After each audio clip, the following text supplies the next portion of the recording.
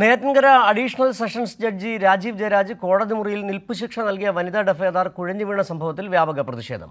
തലയ്ക്ക് പരിക്കേറ്റ ജീവനക്കാരെ നെയ്യാറ്റിൻകര ജനറൽ ആശുപത്രിയിൽ പ്രവേശിപ്പിച്ചു. കോടതിയിൽ ദാസ്യവേല പുനഃസ്ഥാപിക്കാനുള്ള നീക്കം ചെറുക്കുമെന്ന് കേരള NGO യൂണിയൻ നേതാക്കൾ പറഞ്ഞു. ഡഫേദറായ വനിതാ ജീവനക്കാരിയോട് ഏത് സമയത്തും ഔദ്യോഗിക യൂണിഫോം ധരിച്ച് കോടതിയിൽ നിൽക്കണമെന്ന് Neyyattinkara additional sessions judge Rajeev Jayaraj പറഞ്ഞുവെന്നാണ് ആരോപണം. മണിക്കൂറുകളോളം കോടതി മുറിയിൽ നിൽക്കേണ്ടി വന്ന ആനി പ്രമീള എന്ന വനിതാ ഡഫേദാർ രക്തസമ്മർദ്ദമുയർന്ന് ബോധരഹിതയായി കോടതി മുറിയിൽ തലയടിച്ചു വീണു. ഉടനെ സഹപ്രവർത്തകർ ഇവരെ ജനറൽ ആശുപത്രിയിൽ എത്തിക്കുകയായിരുന്നു. കോടതി നടപടികൾ ആരംഭിച്ച് കുറച്ച് കഴിഞ്ഞതോടെയാണ് ഇവർ തലകറങ്ങി വീണത്. കഴിഞ്ഞ ദിവസം രാവിലെ 11:30-ഓടെയാണ് സംഭവം നടന്നത്. വിഷയത്തിൽ കേരള NGO യൂണിയന്റെ നേതൃത്വത്തിൽ കോടതിക്ക് പുറത്ത് ജീവനക്കാർ പ്രതിഷേധിച്ചു.